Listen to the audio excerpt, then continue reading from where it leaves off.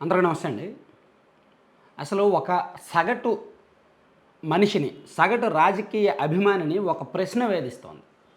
అసలు ఎన్నికల కోడ్ వచ్చేసరికి వైసీపీలో ఎంతమంది ఉంటారు? ఆ ప్రశ్న.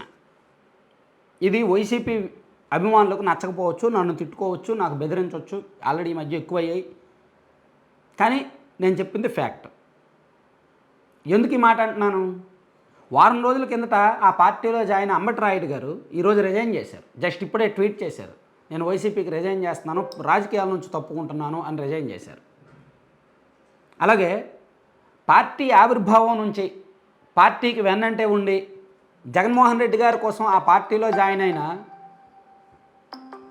కాపు రామచంద్రారెడ్డి గారు ఆ పార్టీకి రిజైన్ చేశారు. ఇండిపెండెంట్గా పోటీ చేస్తానని ప్రకటించారు. అలాగే జగన్మోహన్ రెడ్డి గారి సొంత బంధువైన ఒక మాజీ మంత్రి గారు మరికొద్ది రోజుల్లో వేరే పార్టీలోకి వెళ్ళడానికి రెడీ అవుతున్నారు. ఒక నెల రోజులు తిరక్కముందే వైసీపీ నుంచి 5 ఎమ్మెల్యేలు బయటకు వచ్చేశారు. సో ఇంకా టికెట్లు ప్రకటించే కొద్దీ రాజీనామాల పర్వం ఎక్కువ అవుద్ది.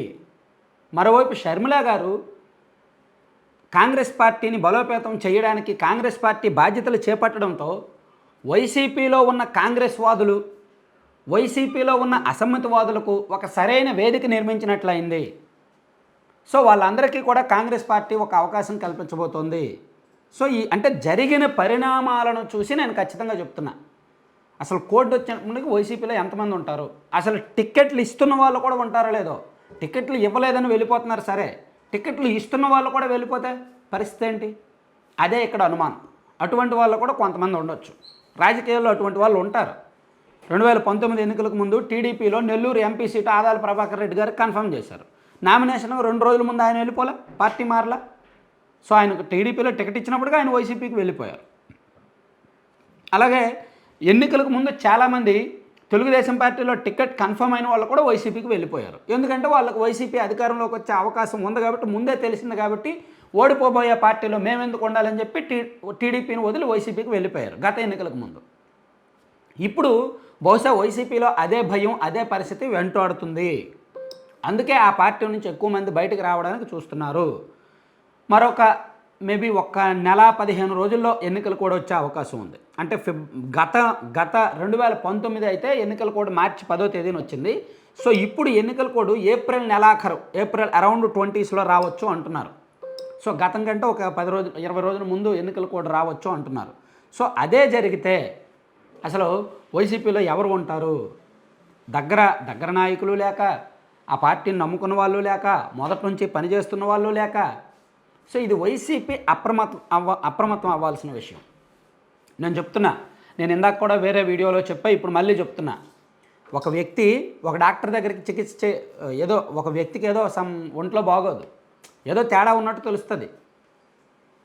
డాక్టర్ దగ్గరికి వెళ్తాడు, వెళ్ళి మెడికల్ టెస్టులు ఆ డాక్టర్ మెడికల్ టెస్టులు చేస్తాడు.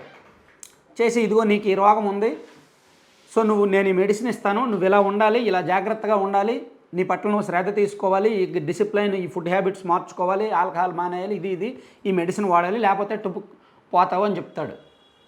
సో ఆ వ్యక్తికి ఆ డాక్టర్ మీద కోపం వచ్చి, నువ్వు వేరే కులస్తుడివి, నువ్వు ఆ కులస్తుడివి, అందుకే నన్ను ఇలా చెప్పావు, నాకేం కాదు, నా కళ్ళు బాగున్నాయి, నా చెవులు బాగున్నాయి, నా కాళ్ళు చేతులు బాగున్నాయి, నేను పరిగెడుతున్నాను, నువ్వు అన్నీ అబద్ధాలు చెప్పావు, నాకున్న చిన్న సమస్యను పట్టుకొని నువ్వు ఏదో పెద్ద రోగం అంటున్నావు, అదంతా నువ్వు తప్పు అని ఆ వ్యక్తి ఆ డాక్టర్ మీద రివర్స్ అవుతాడా?